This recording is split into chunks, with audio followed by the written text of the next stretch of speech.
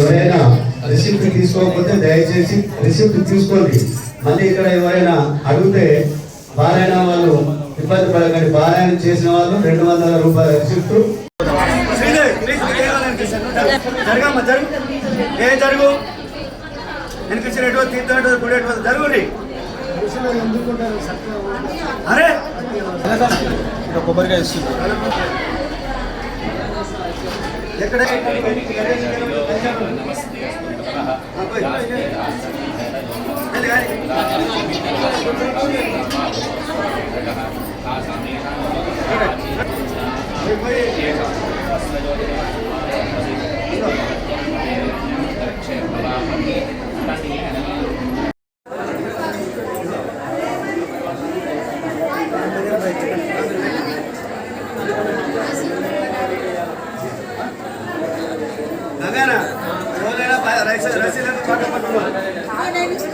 शुद्ध हृदयाय नमः हृदयं पूजयामि शिष्यवत्सलाय नमः स्तनौ पूजयामि आत्मोद्धारकाय नमः भुजौ पूजयामि दानहस्ताय नमः हस्तौ पूजयामि कंबुकण्ठाय नमः कंठं पूजयामि प्रसन्नवदनाय नमः मुखं पूजयामि मृदुभाषणाय नमः जिह्वां पूजयामि करुणाजलनिधये नमः नेत्रे पूजयामि शास्त्रानुसारिणे नमः कर्णौ पूजयामि सर्वज्ञाय नमः सर्वाण्यंगानि भू जटाधरं पाण्डुरंगं शूलहस्तं कृपानिधिं सर्वरोगहरं देवं दत्तात्रेयमहं भजे.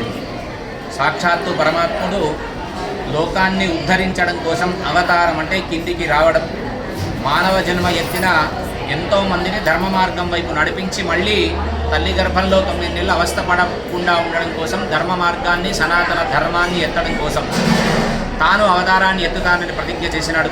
ఎప్పుడైతే ధర్మానికి హాని కలుగుతుందో అప్పుడు నేనే ఒక మనిషి రూపంగా అయితే ధర్మాన్ని కాపాడడానికి నిలబడతానని నానా రూప ధరో భూత్వా సర్వేషాం ఈప్సిత ప్రదః సత్యః అని సాక్షాత్తు పరమాత్ముడే కలియుగంలో ఏదో ఒక అవతారాన్ని ఎత్తుతానని చెప్పినాడు. కనుక ఎన్నో అవతారాలలో శ్రీమన్నారాయణమూర్తి ఎత్తిన అవతారాలు 24గా మనం చెప్పుకుంటాం శ్రీమద్ భాగవత అనుసారం. దానిలో దత్తాత్రేయ స్వామి వారి అవతారం అద్భుతమైనటువంటి అవతారం. అత్రి అనసూయాదేవికి జన్మించినటువంటి అవతారమే దత్తాత్రేయ అవతారం. దానినే సద్గురు అవతారం అంటారు. ఏ పరమాత్మకు లేనటువంటి ఒక పేరు సద్గురు దత్తాత్రేయుడని కేవలం ఒక దత్తాత్రేయుల వారికి ఉంది. అజ్ఞానము రు అంటే తొలగించేవాడు అని.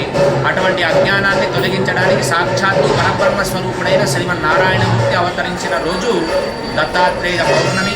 అటువంటి పౌర్ణమాని ఉత్సవాన్ని పురస్కరించుకొని స్థానిక సాయినాథుని ఆలయంలో గత 7 రోజులుగా సామూహికంగా 108 మంది భక్తుల చేత గురుచరిత్ర పారాయణాన్ని ముగించుకొని ఆ 108 మంది చేత పంచామృత అభిషేకం, అష్టోత్తర శతనామార్చనతో పాటు స్వామికి ప్రీతిగా మార్గశిర మాసంలో అతిలబ్ధంగా తులసి దళం, అటువంటి తులసి దళాల చేత అర్చన, దానితో పాటు స్వామి ప్రసారంగా అన్నప్రసారం, దానితో పాటు పల్లకి సేవ ఇత్యాది వైభవమైనటువంటి ఒక ఉత్సవాన్ని పరమాత్మ ఇక్కడ ఉండే సేవా సమితి మనసులో చొచ్చి ఆయా సేవలు అందుకుంటున్నాడు.